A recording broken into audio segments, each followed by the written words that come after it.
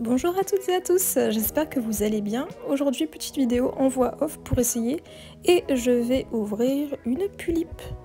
Alors ce n'est pas n'importe quelle Pulippe, c'est l'une des toutes premières Pulipes car elle est sortie en 2003. C'est une Pulippe bouquet, je vais vous mettre des petites photos et je l'ai eue sur Buvy, sur le site d'enchères japonais. C'est un modèle assez vieux, donc vous allez voir qu'il y a un petit peu de boulot à faire, mais j'en étais consciente lors de l'achat et je l'ai eu pour pas si cher que ça. Et j'avais surtout envie d'acheter cette doll pour essayer les vieilles Pulipes en quelque sorte, voir un peu ce que ça vaut. Donc c'était assez marrant d'ouvrir une doll si vieille et elle était vraiment très vieille dans le sens où le plastique transparent que l'on a habituellement sur les boîtes était vraiment jauni. Je pense que là vous le voyez un petit peu. De base je voulais garder cette doll, mais en ce moment je suis en train de faire une reconstruction un peu dans ma collection et elle passera donc en vente après le retapage. Donc là vous la voyez, elle est un petit peu sale, il y a pas mal de petites bêtises dans sa boîte et on voit que la boîte elle a du vécu.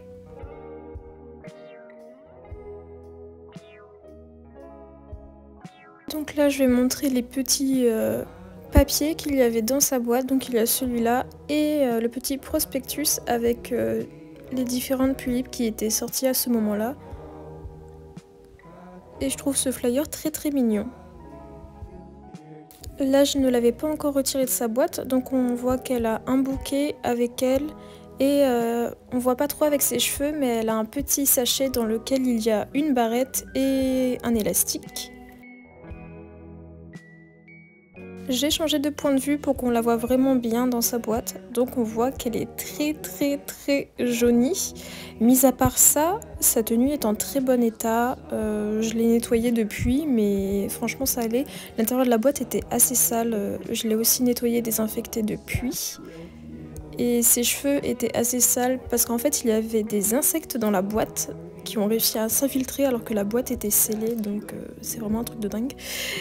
Mais en tout cas, voilà à quoi elle ressemble dans sa boîte.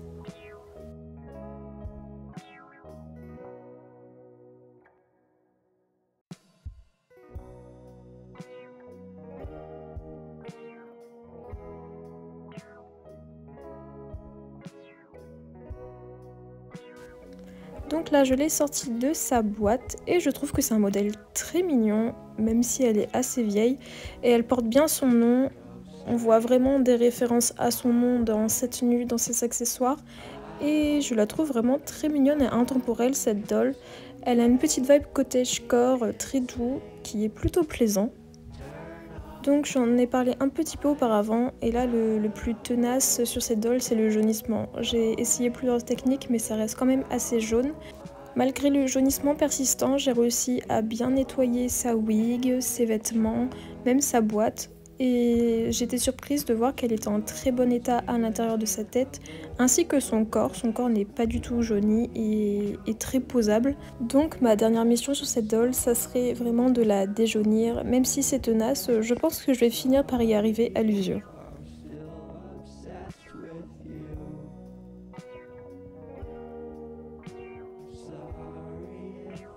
La vidéo touche à sa fin, j'espère que ce format un petit peu différent de vidéo vous a plu et on se retrouve à très vite pour d'autres unboxings. Bisous!